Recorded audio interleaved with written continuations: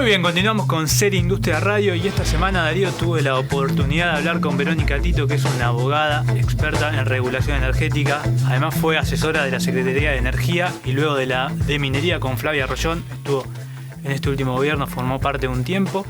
Y abordamos los desafíos regulatorios del sector energético en Argentina y sobre todo el mercado de carbono, que existen proyectos y normativas como la resolución 970, pero todavía no está puesta en funcionamiento. Así que otro tema del que ella ha trabajado mucho y también dialogamos es el hidrógeno, al que antes se mencionaba como hidrógeno verde, que ahora se menciona con baja emisión. Bueno, Verónica, me gustaría repasar cuáles son los obstáculos legales que enfrenta hoy Argentina en cuanto a la regulación de las emisiones de gases de efecto invernadero. Bueno, a ver, yo en principio no sé si llamarlos obstáculos, sino quizás desafíos regulatorios, ¿no? Para ir, digamos, de a poco en el camino de lograr, en principio, que es lo que falta, que las industrias, sobre todo estamos enfocándonos, estamos hablando de las industrias energéticas y sobre todo las de oil and gas, estén de alguna manera en línea con una cierta obligación, por lo menos de empezar a medir las emisiones de gases de efecto invernadero. Ahí se abre también otra cuestión que es más técnica, en que, bueno, quiero contarte que hay varios proyectos regulatorios dando vueltas. Tenemos desde un proyecto de ley de presupuestos mínimos para emisiones fugitivas, de emisiones de metano para la industria. Tenemos, bueno, la resolución 970 del año pasado que dictó la Secretaría de Energía, que ahí habla de emisiones fugitivas. Y es como para mí el primer puntapié regulatorio para empezar a decir, bueno, estamos en un marco de la transición energética donde no cabe duda que el país está instalado sobre el gas natural como vector, ¿no?, en el desarrollo económico, monetizar esos recursos de vaca muerta y demás. Entonces, en paralelo, la intención, por lo menos de esa norma, fue decir, bueno, también entonces voy a empezar a exigir de una manera, digamos, regulada, ¿no?, que las empresas del sector empiecen a medir sus emisiones. Entonces, esa norma lo que hace es pedir un plan de medición y un plan después de reducción de esas emisiones a 5 años. Obviamente no todas las empresas del sector están en la misma situación. Las empresas grandes o multinacionales en general ya tienen sus propios planes de reducción de emisiones o sus metas net zero para X años, ¿no? Pero bueno, en el sector hay una multiplicidad de empresas, no son solo las más grandes que todos conocemos. Ahora, a esa resolución le falta reglamentar, ¿no? Le falta el cuándo, el cómo y, bueno, cómo se lleva a cabo esa obligación. Eso por un lado, hasta donde yo tengo entendido, se está trabajando con participación de la OFEPI, que es la Organización Federal de Estados Productores de Hidrocarburos. Entiendo que también con la Comisión de Emisiones que tiene el IAPG, el Instituto Argentino de Petróleo y Gas. Y bueno, eso, digamos, va por un carril. Después, muchas de las provincias productoras, sobre todo las más importantes, y bueno, te puedo nombrar Neuquén, Río Negro, Chubut, todas tienen algún tipo de proyecto donde enfatizan o quieren ir un poco más allá en esto del control de las emisiones y que no se quede solo en la regulación del venteo que tiene que ver ya con la operación propia del pozo, ¿no? Entonces, ahí hay otro abanico donde, bueno, algunas están incursionando quizás en alguna posibilidad de abrir también regulación para un mercado de carbono en principio voluntario, ¿no? Y en este punto, que vos también me lo nombraste, ahí hay también una cuestión que desde Nación se está trabajando y es lo que, bueno, ellos exponen en los foros de la materia, y es lo siguiente. O sea, en la ley de bases, en el primer proyecto de ley de bases, había un capítulo que se llamaba Transición Energética, donde se incorporaba el instituto de lo que se conoce como Cap and Trade, ¿no? El que muchos países utilizan, donde es poner a las empresas de diferentes sectores límites en las emisiones que pueden, valga la redundancia, emitir durante su proceso. Y entonces lo que les sobra de alguna manera lo pueden, digamos, vender a las que emitieron de más, y lo que les falta lo pueden salir a buscar a un mercado de carbono.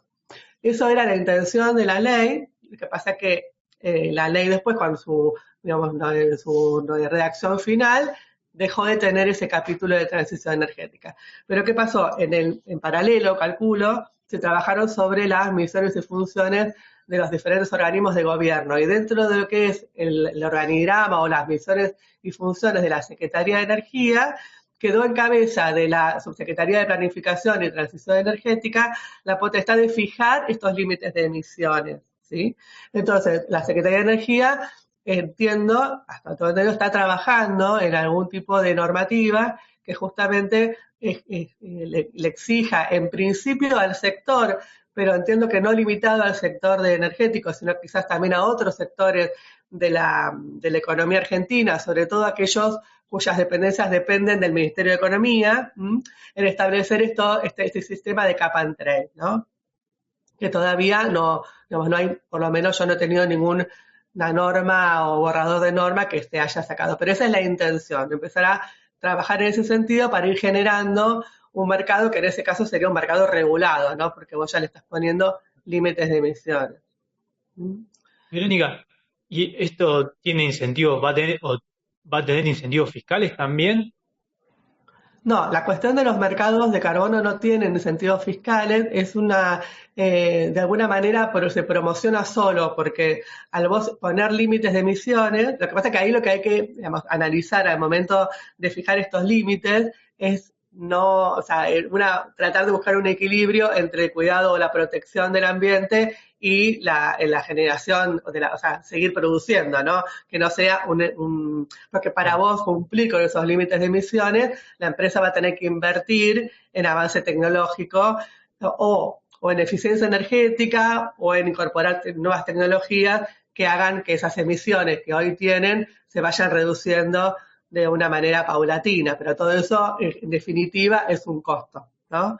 Entonces, ese costo que la empresa va a tener, bueno, quizás si es muy eficiente, por eso en general se hablan de medidas costo efectivas, ¿no? Que si la empresa tiene que invertir en diferentes tecnologías para generar o mayor eficiencia energética o menores emisiones, eso después le redunda en la posibilidad de vender esas emisiones que emitió por debajo del límite que le impone el Estado a un tercero que emitió de más. Y ahí, de alguna manera, se genera un beneficio económico.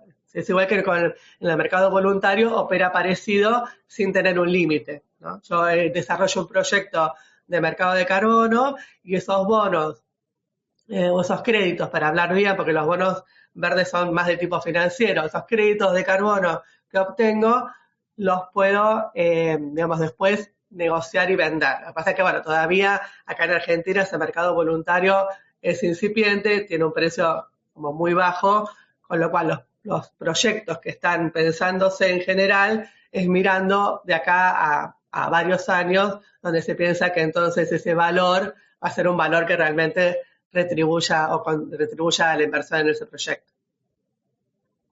Argentina, por lo menos, se está planteando ser un gran exportador de hidrocarburos. No tener esto regulado, estos mercados regulados, estos créditos, bonos, ¿eso puede afectar a la hora de exportar? No, a ver, acá hay dos cuestiones. Argentina se plantea como un gran exportador, en principio, de lo que es asociado al gas, ¿no? Por un lado, GNL, bueno, gas, obviamente, pasa que la exportación de gas es un mercado limitado porque vos tenés solamente un mercado regional, pero la gran visión del país como exportador es a través de GNL, ¿no? Ahí lo que tenés limitante de GNL depende del destino de ese GNL. Si el GNL va a tener como destino al mercado europeo, ahí sí también, sí o sí, de alguna manera va a tener que tener asociado alguna acción en relación a reducción de emisiones, porque la Unión Europea ha sacado directrices donde de aquí al 2027 y más adelante también va a empezar a poner restricciones a la importación, por ejemplo, de GNL o de crudo, que no tengan trazabilidad en lo que es las emisiones de metano. Entonces, de alguna manera va a traccionar o va a obligar a que las empresas que pretendan exportar GNL a la Unión Europea trabajen en un plan de reducción de emisiones.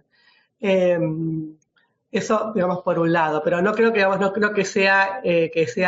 no tener todavía una regulación en materia de mercado de carbono sea limitante para la exportación, salvo eso que te digo, pero no es por la regulación. Hay de todas maneras, hace poco entró al Senado un proyecto de también ley de presupuestos mínimos, de mercado de carbono o similar, que de alguna manera bastante escueto el proyecto, pero pretende de alguna manera darle como un valor legal a esos créditos de carbono que se generan a través de proyectos de mercado voluntario, ¿no? Donde la empresa voluntariamente decide hacer un proyecto de mercado de carbono y que ese crédito tenga como transparencia y sobre todo que pueda ser de alguna manera utilizado por el país para mostrar en el marco de sus compromisos internacionales reducción de emisiones a nivel país. Eso es lo que entiendo yo que tiene como objetivo ese proyecto. ¿Y vos cómo ves la postura en este sentido? Porque esto también se marca un poco en lo que es la Agenda 2030. ¿Cómo es la postura de Milei al estar en contra? ¿Vos crees que igualmente se va a avanzar? Mira, yo por lo menos, o sea, me rijo por lo que veo en cuanto a acciones de gobierno o normas que están, digamos, trabajándose.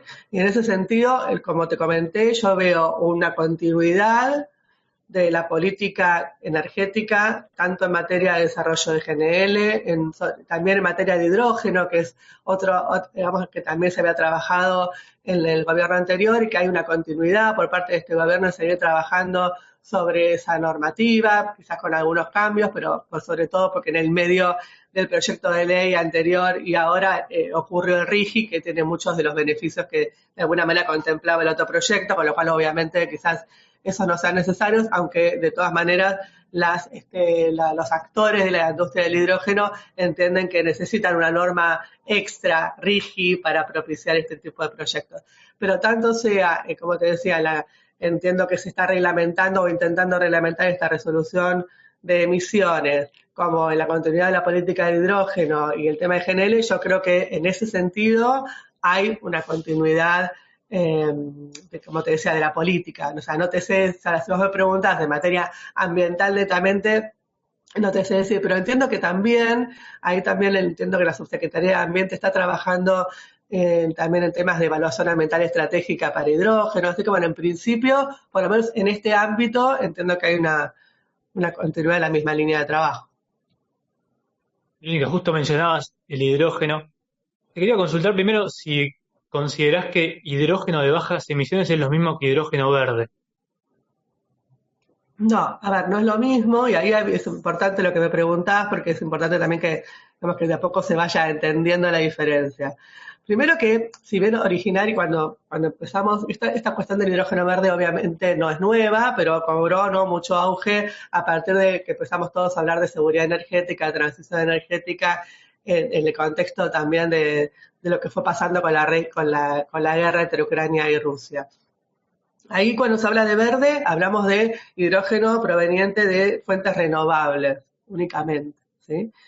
En cambio, cuando hablamos de hidrógeno de bajas emisiones, estamos también contemplando, por ejemplo, el hidrógeno azul, que es aquel que se produce a través de gas natural, pero con captura de carbono, que no es lo mismo que el hidrógeno gris, que es el que hoy se produce en el país, donde se hace directamente desde el gas natural y obviamente, digamos, es contaminante. Supuestamente tenés el rosa, que es proveniente de energía nuclear, y ese también es un hidrógeno de bajas emisiones. Ahora, si bien en una primera instancia había como una discusión muy tajante entre quienes querían solo verde, ¿no? Por ejemplo, sobre todo la Unión Europea, que digamos, la postura era muy estricta en que solo se pretendía apalancar o colaborar con otros países en el desarrollo de hidrógeno verde. El último año, la verdad que esa visión fue cambiando. De hecho, ya se trata de no hablar de colores del hidrógeno, porque además hay multiplicidad de colores con los cuales se puede desarrollar hidrógeno, sino creo que hay una uniformidad, no solamente acá en el país, sino a nivel internacional sobre todo, de hablar de hidrógeno de bajas emisiones, para poder contemplar otras tecnologías y también países como Argentina, que tienen recursos como el gas natural, donde eventualmente, ya te digo, a través de tecnologías de captura de carbono, se podría también desarrollar hidrógeno azul. Entonces, ahora hablamos en general, de hecho los proyectos de ley ya no hablan solo de hidrógeno verde, sino de hidrógeno de bajas emisiones. Y por ejemplo, el año pasado, cuando se aprobó, varios de los países de la región firmaron un compromiso de una certificación uniforme en materia de trazabilidad del hidrógeno. También hubo una gran discusión en el ámbito de la OLADE, de la Organización Latinoamericana de la Energía, donde también ¿qué pasa? Los países que no tienen hidrocarburos, obviamente apalancan el verde porque es lo único que van a desarrollar. Pero esa discusión se dio y se zanjó, y en ese documento también se consignó como hidrógeno de bajas emisiones, con lo cual creo que hoy eso está como ya instalado. ¿Y vos ves que con el RIGI es suficiente para que empiecen a llegar inversiones para el desarrollo del hidrógeno ahora de bajas emisiones? No, a ver, no, yo esto lo transmito lo que escucho en los foros. Ayer justamente hubo un foro en la Cámara Alemana, el tercer foro de hidrógeno, donde, bueno, participan todos los actores del sector, tanto, digamos, los que tienen los proyectos como los que son proveedores o están en otra cadena de valor, y lo que ellos manifiestan es que necesitan algunas cosas más. Por ejemplo, el plazo del RIGI es escueto, necesitan más plazo, y quizás alguna vuelta de tuerca con algunos otros beneficios. Pero, digamos, el RIGI sirve, pero no es suficiente. Por eso es que, sobre todo a través de plataforma H2, se está propiciando el dictado de una norma que, si bien trae algunas cuestiones del proyecto de norma que había iniciado la Secretaría de Energía el año pasado, bueno, como te decía, atento al RIGI, algunas cosas van cambiando, pero hace foco en la estabilidad fiscal, en plazos distintos para los proyectos de hidrógeno, y voy hablando entre, no sé, hay algunos que opinan 30, otros que opinan que por lo menos tienen que tener 50 años, y esto tiene que ver también con que es una industria nueva, ¿no? Que todavía no se conoce bien cuál va a ser la demanda, ni hablar de cuál va a ser el precio, los desafíos tecnológicos. Entonces, para todo eso es que los que están con estos proyectos entienden que necesitan una norma distinta o superadora que solo la del RIGI. Hoy no es rentable. Hoy no existe, o sea, hay algunos proyectos chiquitos. De hecho, Argentina tiene en Chubut un proyecto chico sobre hidrógeno, hay algunos proyectos relacionados con hidrógeno, pero estos proyectos que son los que más se escuchan, que son los grandes proyectos, o megaproyectos, podemos decir, de exportación de vectores del hidrógeno como amoníaco o metanol, ese tipo de proyectos necesitan otra cosa. Son proyectos que hoy estamos hablando, no sé, de 10.000 millones de dólares, ¿no? Proyectos muy grandes. Verónica, la última que te hago es, teniendo en cuenta toda tu experiencia, ¿sos positiva con el futuro energético de Argentina? Sí, la verdad que yo, bueno, siempre soy muy positiva, creo que se ha avanzado mucho, siempre se habla de no dejar pasar el tren, ¿no? De que esta es la oportunidad de transición energética. Creo que obviamente siempre hay cosas para mejorar, y quizás se puede a veces ir más rápido desde lo regulatorio, pero la realidad es que las empresas, por lo menos del sector, han apoyado bastante en los últimos años el desarrollo, sobre todo de Vaca Muerta. Todavía nos queda mucho en lo que es convencional, ¿no? Ahora YPF se está desprendiendo de sus áreas convencionales, y hay nuevas empresas que van a entrar también como actores de la industria para tratar de desarrollar también estas reservas. Yo, sabés que tengo mi corazón en el offshore, así que soy todavía muy positiva de que ahí se pueda también haber un desarrollo importante en los próximos años. Así que sí, por supuesto. Creo que igual no hay que dejar de mirar las renovables, pero obviamente en países como Argentina, donde todavía tenemos tantos recursos hidrocarburíferos y necesitamos exportar y necesitamos desarrollarnos, creo que el foco todavía en el sector tiene que estar puesto, ¿no?